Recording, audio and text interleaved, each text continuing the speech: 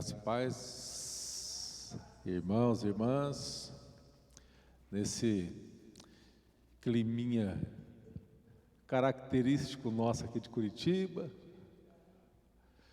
Às vezes nem precisa muito frio, né? Dá uma chuvinha assim, a gente já quer ficar em casa, convidativo para entrar embaixo das cobertas, né? Eu gosto de sopa. Mas vamos dar sequência no nosso estudo da carta de Paulo aos Romanos. O tema hoje é um tema bem, assim, difícil, chatinho, mas faz parte, nós estamos estudando a carta completa e nós não podemos fugir do tema proposto na sequência do nosso estudo, que está no capítulo, é o capítulo 7 da carta de Paulo. Nós vamos ler daqui a pouquinho. Vamos ler alguns trechos para não fazer uma leitura muito pesada. Vamos ler alguns 3 ou 4 trechos da carta e outros que auxiliam na compreensão daquilo que Paulo propõe como tema que ele aborda aqui aos cristãos de Roma, que são gentios e judeus, não é? O nosso tema é o cristão e a lei. O cristão e a lei. E aí vai gerar um conflito ali entre fé e lei, graça, fé e graça, né? Mas na primeira carta de João, no capítulo 3, verso de 1 a 6, vamos ler esse texto primeiro.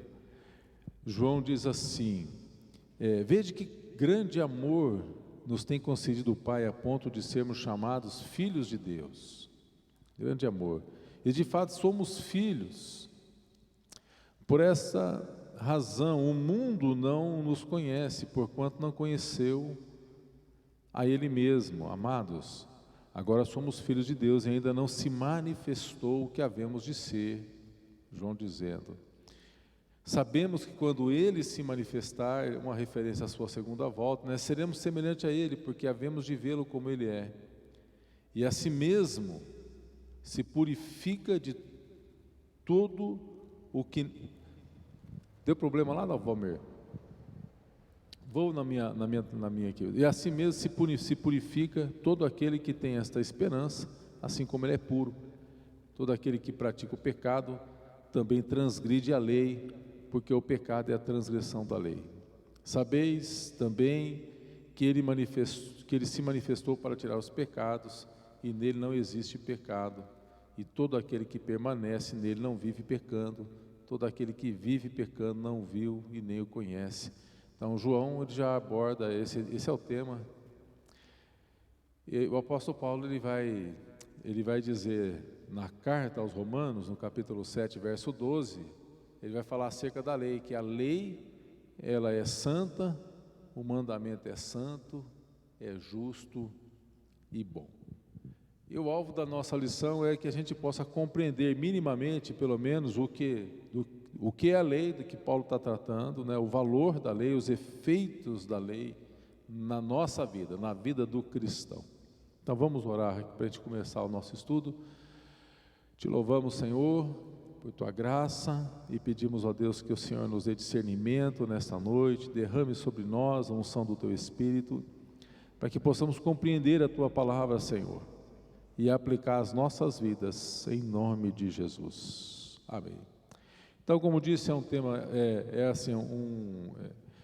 é uma porção difícil de interpretação, que a gente vai ver aqui no capítulo 7 de Romanos, e a grande tensão está na dificuldade que os ouvintes de Paulo, especialmente os judeus, eles tinham em relacionar a fé, a lei e a fé em Cristo, né? O propósito é que a gente consiga aqui, através dessa lição, explorar os principais aspectos que dizem respeito ao relacionamento entre a fé e a lei na nossa vida, como que isso se aplica, e 4 pontos que nós vamos que a proposta nossa primeiro vamos fazer uma consideração geral do que é a lei, Paulo está tratando a severidade da lei, a aplicação da lei, o ministério da lei, qual que é o objetivo, né? O ministério da lei, e a carne e a lei, que entra nós aqui no jogo, né? Então, lei aparece 21 vezes neste capítulo de Paulo aos Romanos, e é o tema central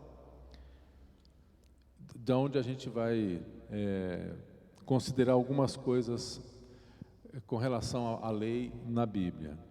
Champlin, ele diz o seguinte, ele faz o seguinte comentário, ele diz que Paulo inicia dizendo assim: a lei domina o homem enquanto ele vive, mas somente enquanto ele vive, não chega a estender o seu domínio sobre a morte. Essa lei pode ser o Código Civil, pode ser um Código Civil ou religioso, tanto dos romanos, quanto dos judeus, quanto dos gentios ou de outro povo, sendo apresentada como uma regra geral. No entanto, aqui o apóstolo Paulo apresenta a lei como sendo a lei de Deus, a lei para o cristão, né? E quando ele fala da lei, que a gente vai ver aqui acerca das escrituras, ele está falando que é a lei, inclusive a lei que o judeu compreendia. Então, de maneira simples, nós entendemos que lei é a vontade de Deus para o povo de Deus. É a vontade de Deus revelada aos homens de fé. São palavras, princípios, conceitos, os julgamentos que nós encontramos na palavra de Deus. Em Êxodo, capítulo 16, verso 28, nós lemos: então disse o Senhor a Moisés: até quando recusareis guardar os meus mandamentos e as minhas leis? Deus chamando a atenção de Moisés e do povo, né? Até quando vocês vão recusar?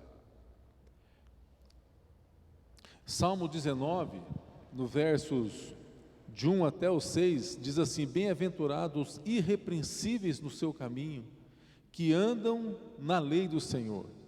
Bem-aventurado os que guardam as suas prescrições, buscam de todo o coração, não praticam a iniquidade, andam nos seus caminhos. Tu ordenaste os teus mandamentos para que os cumpramos à risca. Tomara sejam firmes os meus passos, para que eu observe os teus preceitos. Então não terei de que me envergonhar, quando considerar todos os teus mandamentos.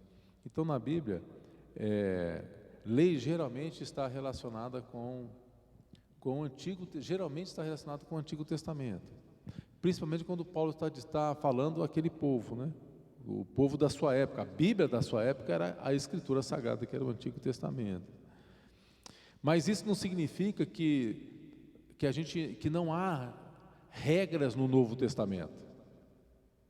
Embora a lei estava muito relacionada com o Antigo Testamento na época, porque a escritura que eles tinham, o cânon do Antigo Testamento já estava fechado, mas o Novo Testamento estava sendo escrito, porque ele estava acontecendo. Isso não significa que não há lei no Novo Testamento, que não existam regras no Novo Testamento. João 13, 34 e 35, Jesus diz: novo mandamento vos dou. Então Jesus está nos dando uma nova lei, uma ordem. Vocês devem amar uns aos outros, como eu tenho amado vocês. E no verso seguinte, nisto conhecerão que vocês são meus discípulos, se vocês cumprirem o novo mandamento, que é o mandamento do amor. E na primeira carta de João, capítulo 2, versos 7 a 9, João diz: amados, não vos escrevo mandamento novo, senão mandamento antigo, o qual desde o princípio tivestes. Este mandamento antigo é a palavra que ouvistes. Todavia vos escrevo um novo mandamento, aquilo que é verdadeiro nele e em vós, porque as trevas se vão dissipando e a verdadeira luz já brilha nas trevas. Aquele que diz estar na luz e odeia seu irmão, até agora está nas trevas. Então, olha, isso é uma lei que nós precisamos considerar nisso. Isso é uma lei, algo que nós precisamos guardar. Frequentemente, portanto, quando a gente fala da lei, embora nós tenhamos, e o povo tinha em mente o Antigo Testamento, nós precisamos levar em consideração que é todo o conceito da palavra de Deus para a gente. Eles pensavam primeiramente na Torá, né? O Pentateuco, que são os 5 primeiros livros da Bíblia. Essa palavra tem origem no grego, significa 5 volumes, e os judeus, então, eles entendiam a sua tradição estava na Torá, naquele conjunto de leis que era escrita como, tanto lei escrita como oral, eles se pautavam por ali, né? Mas todo o Antigo Testamento também, num geral, ele também era como assim, uma autoridade de lei, toda a Escritura. E a palavra do Senhor diz na segunda carta de Timóteo, capítulo 3, versos 16 e 17, diz assim: toda a Escritura é inspirada por Deus, útil para o ensino, para a repreensão, para a correção, para a educação na justiça, a fim de que o homem de Deus seja perfeito e perfeitamente habilitado para toda boa obra. Então, só para definir, a lei que Paulo está tratando é a vontade de Deus, escrita e expressa na sua palavra, e nós a entendemos como sendo o conjunto do Antigo e Novo Testamento. Tudo o que está ali para que a gente, embaixo de graça e obediência, sob inspiração do Espírito, que a gente possa cumprir. E John Stott, ele vai dizer na sua obra, a Mensagem de Romanos, ele menciona 3 tipos de reações que as pessoas, elas adotam diante da lei. São 3 atitudes. Primeira, atitude legalista, que é aquele que observa rigorosamente a lei, mas ele na verdade, ele acaba sendo um escravo da lei. Ele está sob a servidão da lei. Uma vez que ele não é capaz de cumprir de modo integral a lei, então ele acaba cumprindo principalmente aquela parte que é a parte da aparência, aquela parte que para mostrar, né, o seu comportamento religioso e hipócrita, que Jesus condena, que a gente sabe que é o farisaísmo. Então ele pauta o seu comportamento numa religiosidade hipócrita, observa excessivamente o aspecto exterior da lei. Então esse é um tipo de comportamento que as pessoas tomam diante da lei. É o comportamento que aponta os pecados dos outros, enxerga o pecado dos outros, mas ele não enxerga ou encobre os seus próprios erros.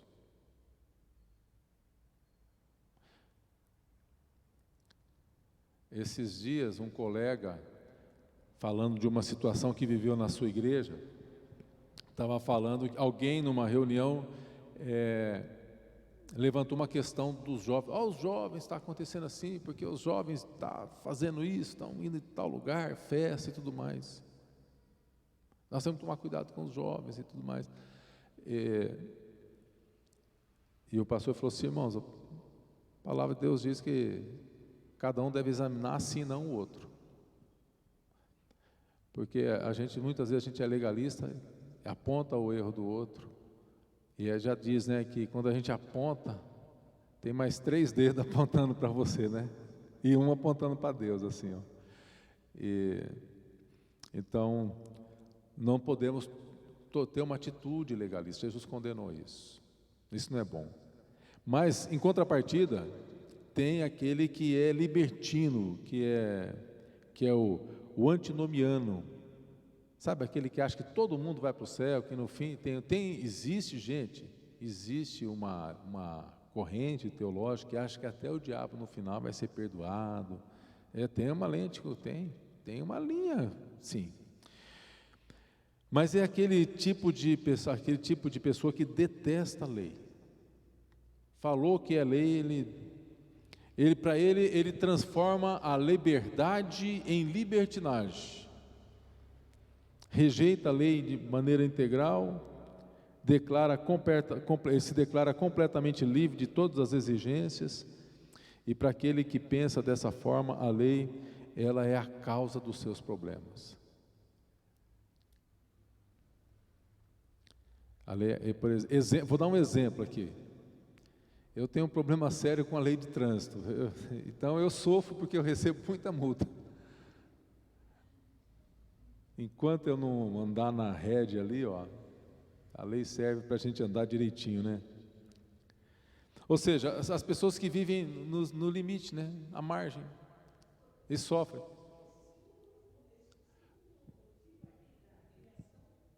É antinomiano.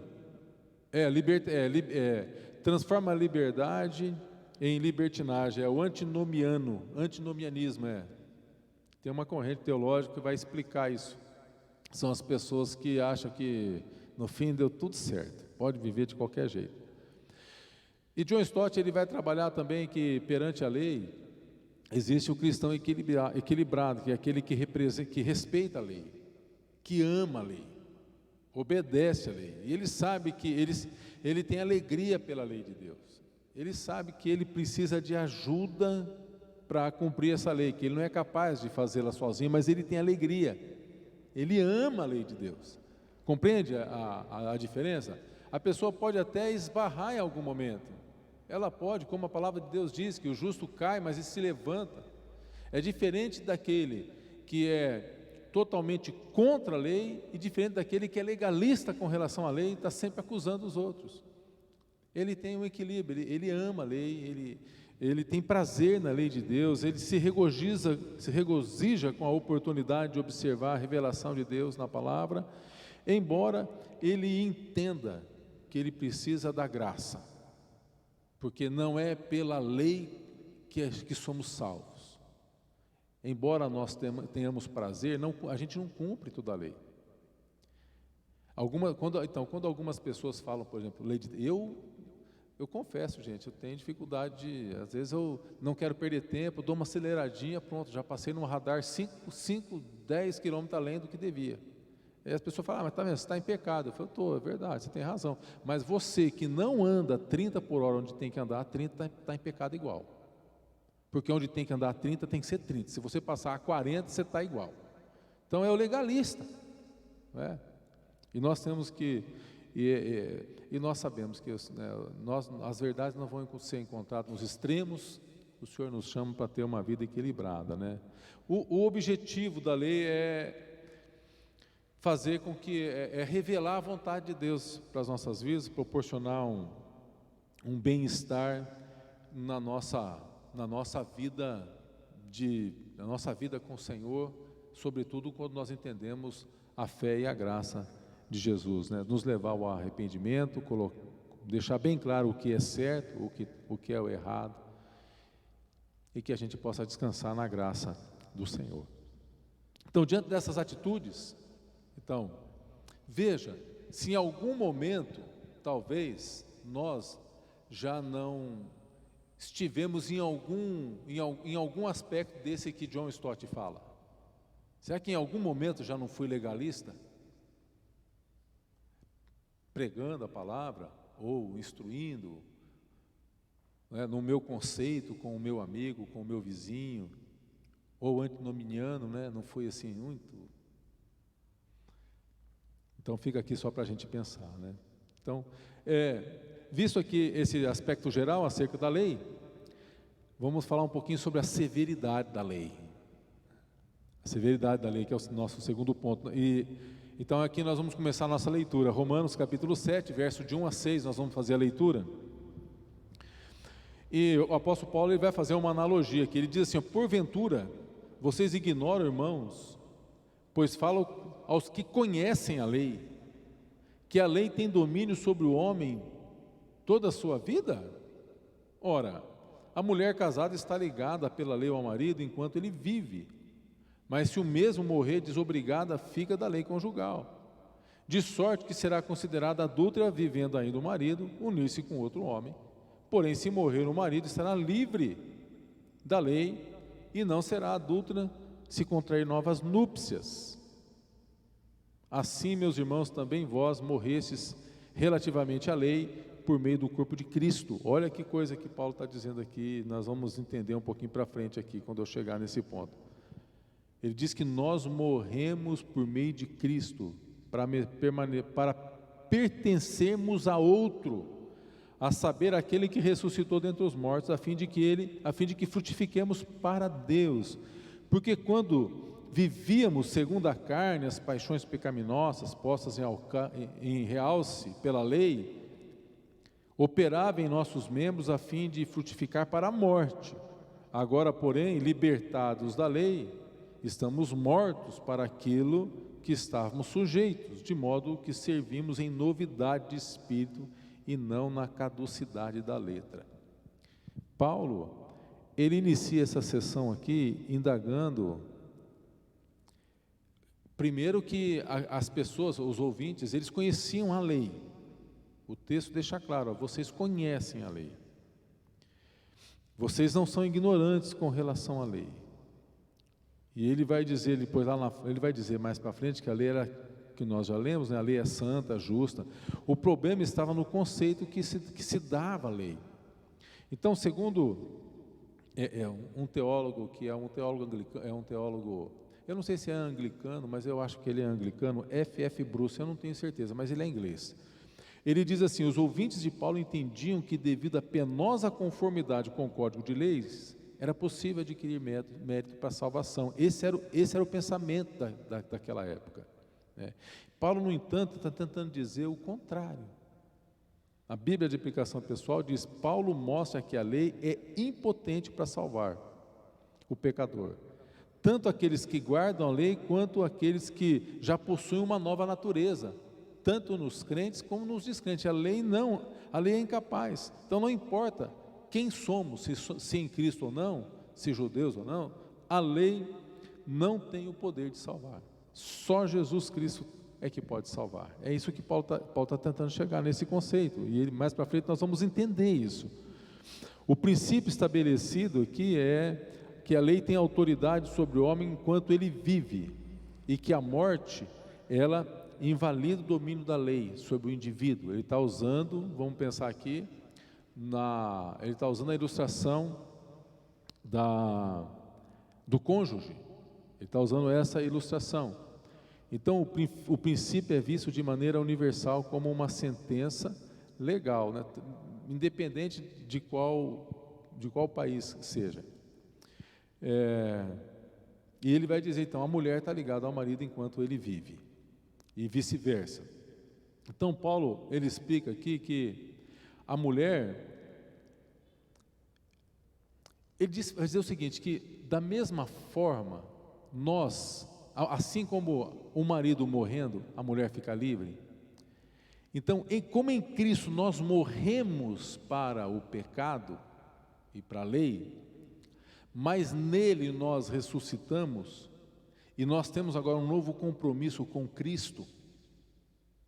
Nós não podemos voltar, nós não podemos abandonar, porque Jesus ressuscitou para nunca mais morrer.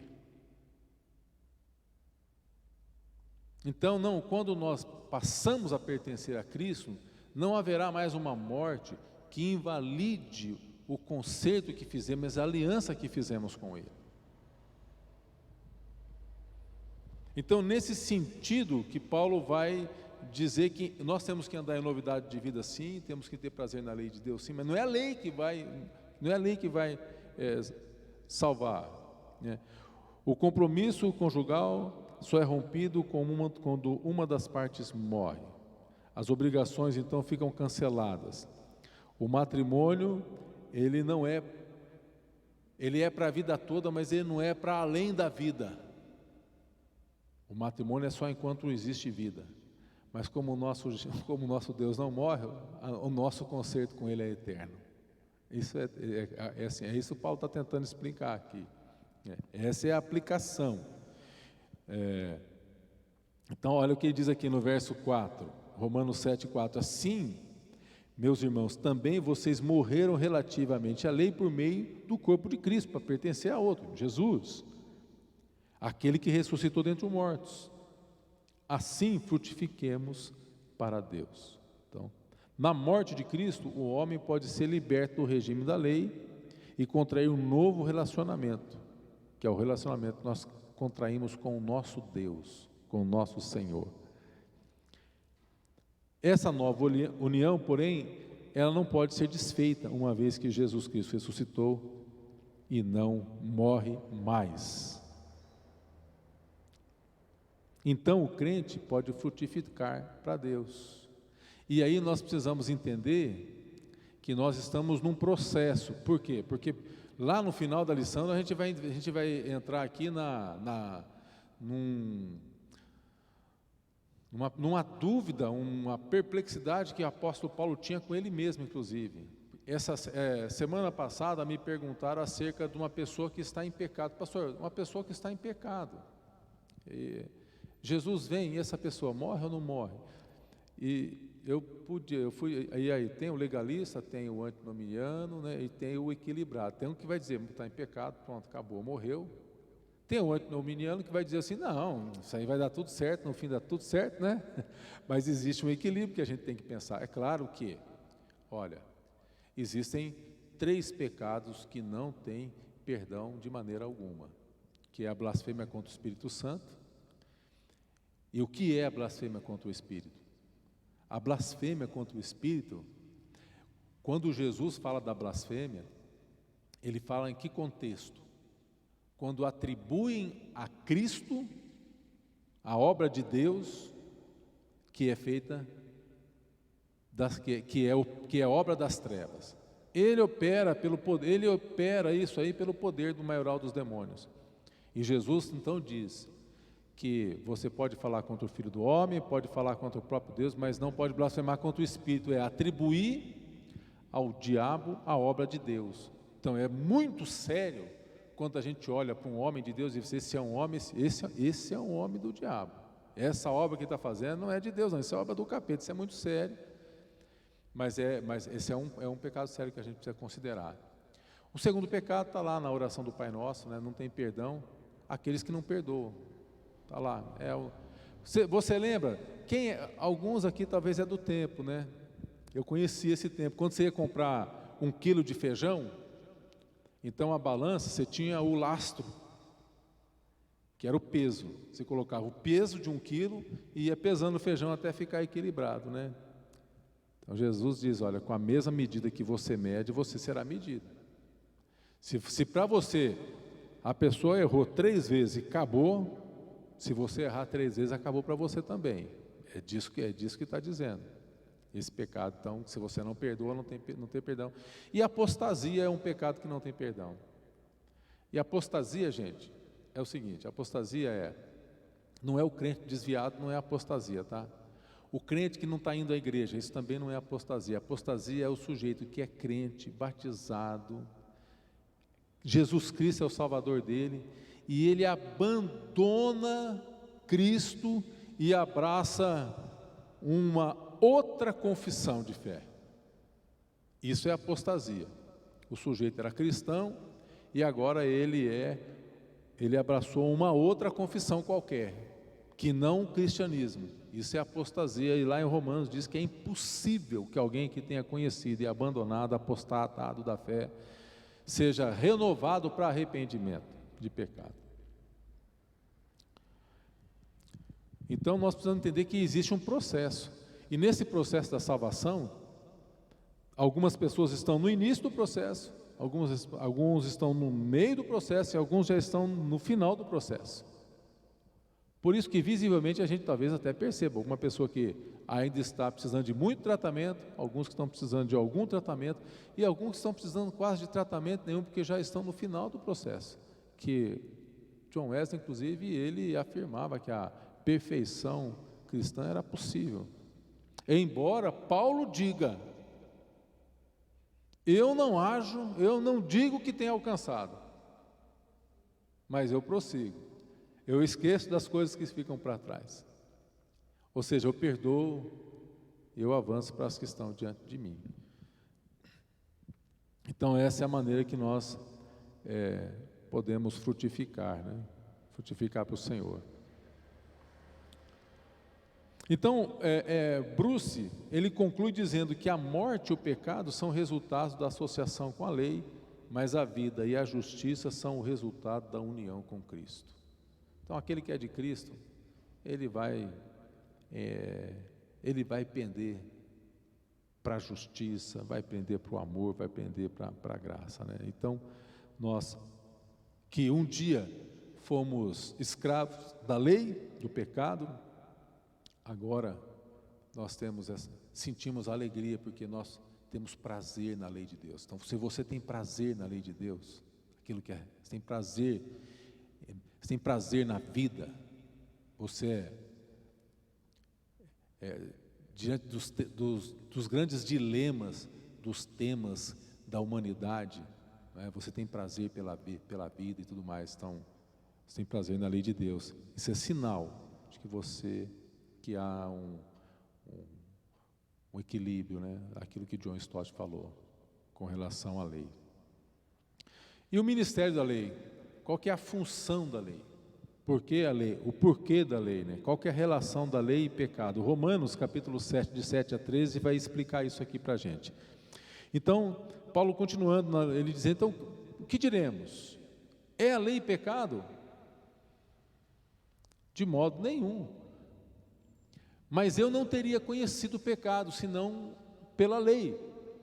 Pois não teria eu conhecido a cobiça, se a lei dissesse não cobiçarás. Mas o pecado, tomando ocasião pelo mandamento, ele despertou em mim toda sorte de concupiscência, porque sem lei está morto o pecado.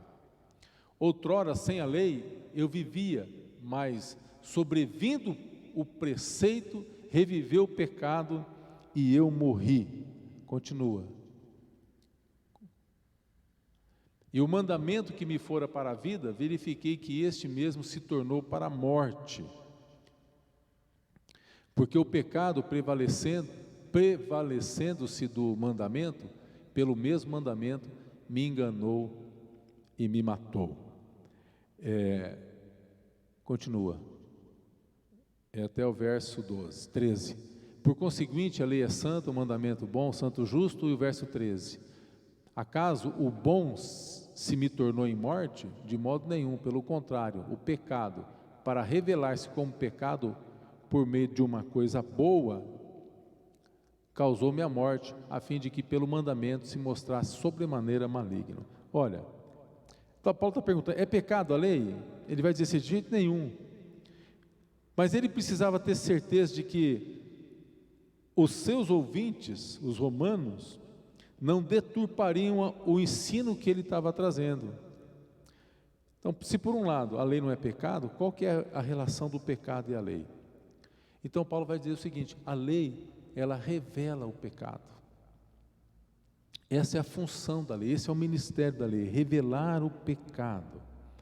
Então ele diz, aqui no verso 7, se eu não tivesse conhecido o pecado, não teria, se não por intermédio da lei, pois não teria eu conhecido a cobiça se a lei não dissesse não cobiça. Então esse é o objetivo, esse é o ministério da lei. Paulo já havia escrito algo a respeito disso em Romanos 3:20, ele diz, visto que ninguém será justificado diante dele por obras da lei, em razão de que pela lei vem o pleno conhecimento do pecado. E agora então ele está dizendo, e eu não teria conhecido o pecado, senão pelo intermédio da lei. A lei, então, é ela que revela o pecado, ela que revela o mais oculto dos nossos pecados, do pecado do ser humano, e ela também que conduz o indivíduo à luz. Marta.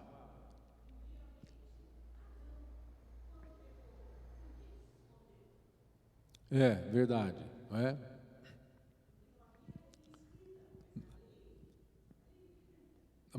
Mas havia uma lei verbal. Ó Adão, você pode, você não pode. Quando ele transgrediu, o temor se apareceu. É interessante essa colocação, hein, Marta? Porque a primeira vez na Bíblia que o homem diz que teve medo de Deus foi depois que pecou.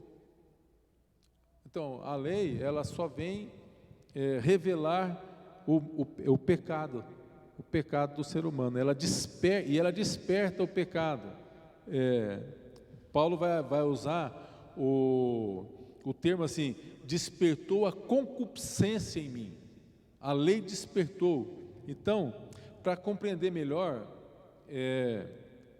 tem várias traduções diferentes que nos ajudam a compreender melhor esse trecho aqui.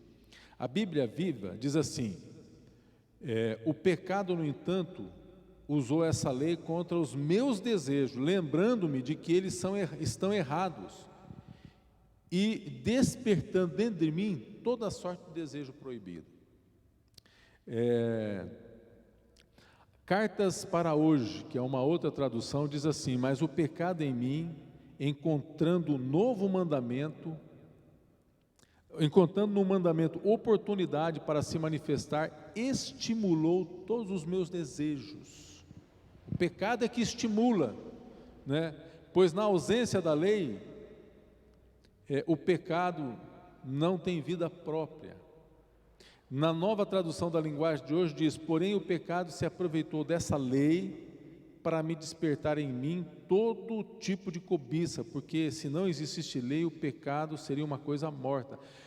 Mas aí Paulo vai falar assim: mas a lei é uma coisa ruim? Não, a lei não é uma coisa, a lei é boa. E Paulo vai dizer: a lei é boa, santa, pura. Mas é a natureza, nossa natureza pecaminosa, que em contraposição com a lei de Deus, porque nós desobedecemos essa lei, que nos leva a fazer aquilo que não devemos fazer. Nos leva a fazer o que é proibido, parece que é sempre mais gostoso, né? Parece, né? Que é sempre melhor. A grama, é o mito da grama mais verde do vizinho. Tem um livro assim, né? O mito da grama mais verde. Já viu esse livro? A grama do vizinho é sempre mais verde que a minha. Você tem um pé de abacate aqui, tem um pé de abacate do vizinho. O abacate do vizinho parece que é mais bonito sempre que o meu pé. É isso aí. E a Bíblia Mensagem de Eugene Peterson, ele diz assim: vocês não se lembram de como eram as coisas? Eu me lembro perfeitamente. O código da lei começou muito bem, mas acontece que o pecado encontrou uma maneira de perverter o mandamento, transformando-o em tentação, fazendo dele um fruto proibido. O código da lei, em vez de ser usado para me guiar, serviu para me seduzir. Sem a complexidade do código da lei, o pecado parecia sem atrativo, sem vida.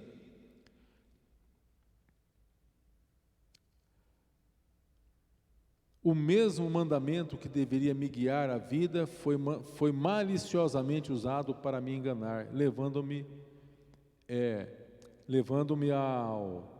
o tradutor traduziu errado aqui, mas levando ao erro, né? E ele levando à queda, e ele caiu, né? Então, se pecado é toda forma de transgressão da lei, ela existe juntamente para condenar o pecado. A lei existe para condenar o pecado, é a severidade da lei, ela condena o pecado. O papel da lei é mostrar às pessoas que elas são pecadoras, estão destituídas, destinadas para a morte, e também o Espírito Santo, mediante a lei, é que nos leva ao arrependimento, né? Paulo fala dos atributos da lei, que são bons, santo, justo, e finalmente a lei e a carne, que é o nosso último ponto do estudo de hoje. Romanos 7, de 14 a 25. Paulo diz: porque bem sabemos que a lei é espiritual, eu todavia sou carnal. Porque quem deu a lei foi o próprio Deus, né? Eu sou carnal, vendido à escravidão do pecado, porque nem mesmo compreendo o meu próprio modo de agir, pois não faço o que prefiro, e sim o que detesto. Paulo está dizendo isso. Ora, se faço o que não quero, consinto com a lei que é boa. Nesse caso, quem faz isso já não sou eu, mas o pecado que habita em mim. Então Paulo está dizendo isso, né? O problema está onde? Não, está no pecado. Porque eu sei que em mim, isso é, na minha carne, não habita nenhum bem. Pois o querer o bem está em mim, não porém o efetuá-lo. Porque não faço o que prefiro, não faço o bem que prefiro, mas o mal que não quero, esse faço. Mas se eu faço o que não quero, já não sou eu quem o faz, e sim o pecado que habita em mim. Então, o querer o bem, encontro a lei de que o mal reside em mim. Porque no tocante ao homem interior tenho prazer na lei de Deus, mas vejo nos meus membros outra lei que, guerreando contra a carne, na minha mente, me faz prisioneiro da lei do pecado que está nos meus membros. E aí ele vai dizer: desventurado homem que sou, quem me livrará do corpo desta morte? Graças a Deus por Jesus Cristo nosso Senhor, de maneira que eu, de mim mesmo, com a mente sou escravo da lei de Deus, mas segundo a carne da lei do pecado. Então Paulo ele entende que ele mesmo ainda não havia chegado lá. O problema é que nunca esteve na lei, mas sempre no homem que é frágil, que é pecador. O ser humano não é capaz de cumprir integralmente os preceitos da lei, e esse vê em constante conflito. Esse era o conflito do apóstolo Paulo, mas o conflito de Paulo é o conflito de todos nós, é o conflito de nós todos, porque nós todos nos encontramos aqui. Paulo, ele sente isso na pele, acerca do conhecimento de Deus, desejando a vontade de Deus e ao mesmo tempo assediado pelo pecado que tentava conduzi-lo para a morte. Então esses conflitos, né, entre o espiritual, entre o carnal, entre o saber e o fazer, porque o crente sabe muito, né? O crente sabe, mas na hora de fazer, que nem tem um menino aí que a gente internou ele faz uns 15 dias, mandamos para Manaim, e ele estava bem com o ministério, Igreja Assembleia de Deus, aí teve uma recaída,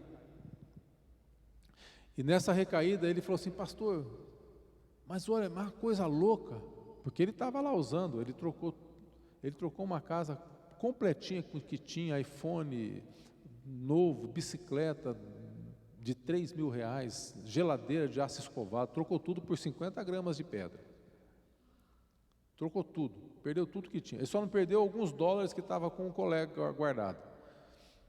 Ele falou: pastor, mas o negócio é louco, porque mesmo nas drogas lá, eu estava falando de Jesus para os caras.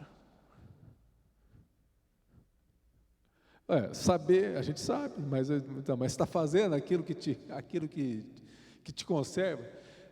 Levamos ele para Manaim e ficou menos de uma semana lá. Ficou uma semana, ele ficou. Voltou, mas acho que ele pegou o dinheiro que ele tinha e ele foi embora para a cidade dele. Ele é de Mato Grosso, lá longe, lá. Demora uns 3 dias para chegar na casa dele. Ele foi embora, foi para a casa da mãe. E esse é o nosso conflito. A gente sabe o que é certo e muitas vezes a gente não faz o que a gente sabe que devia fazer. Não para nos condenar, né? Esses conflitos que Paulo tinha, ele nos remete em três tempos da nossa santificação, em que convivemos. Em primeiro lugar, você já ouviu isso aqui em escola dominical, com certeza. Somos libertos da culpa do pecado, quando justificados em Cristo. A gente é liberto da culpa. O pecado não tem mais peso, né? Nós podemos dizer: diabo, batem retirado, porque quem é o grande acusador é ele. Nós somos libertos da culpa, mas nós estamos sendo libertos do poder do pecado pela ação do Espírito Santo. É um processo, nós estamos sendo libertos. É um pouquinho mais parecido com Jesus a cada dia. E finalmente nós seremos libertos da presença do pecado, por ocasião do nosso encontro com Deus, na segunda vinda de Jesus Cristo. Quando recebemos um corpo glorificado, e aí, porque como o pecado foi condenado na carne, essa carne vai estar sempre inclinada para o pecado. Mas graças a Deus que o Senhor nos dá um novo corpo, um corpo espiritual e um corpo glorificado. E esse era o desespero do Paulo. Ele diz: desventurado homem que sou, quem me livrará? O grito de Paulo não é um grito de pedido de socorro, não, né, de alguém que está completamente perdido, e também não é um apelo sem convicção a respeito da sua salvação, porque ele diz: graças a Deus por Cristo Jesus. Paulo, ele se esmurra, né? Ele não está satisfeito porque a carne dele manda ele fazer outra coisa. Ele lamenta ser influenciado pelo pecado, e é o que deve ser, essa é a nossa atitude também, né? Quando nós fazemos o que não desejamos. Vamos pensar assim, nós somos aqui motoristas. Quantas vezes você já foi indelicado lá no trânsito? Não é verdade? Buzinou, sei lá, cortou, não deu a vez. Tudo isso aí é indelicadeza. E quando a gente não faz isso aí, a gente sofre, por quê? Porque o Espírito Santo, não é verdade? Que o Espírito Santo mostra pra gente, olha você, hein? Aí, Senhor, puxa, que eu fiz isso. Não é assim que a gente fica? A gente se irrita. É verdade. Verdade. Mas por que a gente se irrita? Por causa do pecado. É o pecado. É a nossa carne, gente, que é fraca, a nossa carne que é irritada.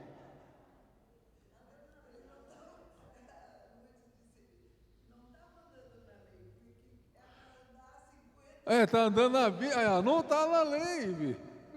Verdade, viu? Mas nós lamentamos, né? Mas isso só serve assim para que a gente possa perceber que nós temos esses mesmos conflitos. Não perdemos a salvação por conta disso. E não é a observância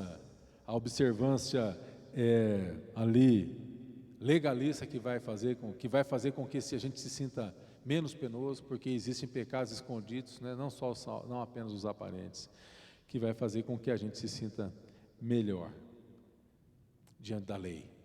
Mas tem uma lei que a gente tem que... Existe, agora, alguém, eu não lembro quem foi que disse isso, mas tem um grande teólogo que diz o seguinte: ame e faça o que quiser. Ame e faça o que quiser. Porque se todas as nossas ações forem pautadas no amor, que leva em conta o altruísmo, o respeito, a preferência do outro, né, a justiça e por aí vai. Quem? Foi Agostinho? Mas você é ligeiro, hein?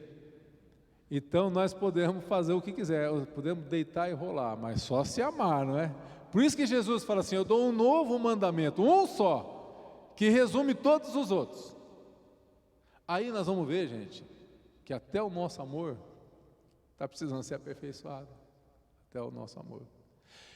E é isso, essa é a nossa relação entre a lei e a nossa fé, e nós cristãos. Mas sempre entendendo, né, queridos? Estamos num processo. E que bom que nós temos o Espírito Santo que nos leva ao arrependimento, que nos leva a reconhecer o nosso erro, e nós podemos nos consertar com o Senhor. Deus nos abençoe. Vamos orar. Pai querido, nós te louvamos por tua graça bendita em nossas vidas, pela bênção do teu Espírito, e nós podemos dizer assim, ó Pai, que nós amamos a lei do Senhor, nós amamos os mandamentos do Senhor, nós temos prazer na palavra do Senhor, em tudo que o Senhor nos instrui, e te agradecemos, ó Pai, pelo teu Espírito, que nos leva ao arrependimento quando tropeçamos em algum desses pontos. E a verdade, ó Deus, é que o Espírito Santo nos ensina mesmo, é o amor do Senhor.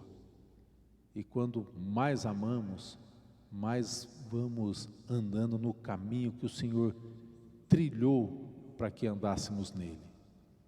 Obrigado, Pai, por tua palavra. Te louvamos e te agradecemos, ó Deus, pelo teu amor derramado em nossas vidas.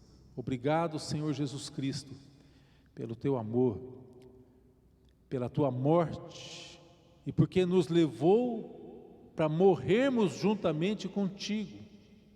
para que tivéssemos uma oportunidade de contrair uma nova aliança com Cristo ressurreto. Nós te louvamos por isso, ó Pai, em nome de Jesus. Amém.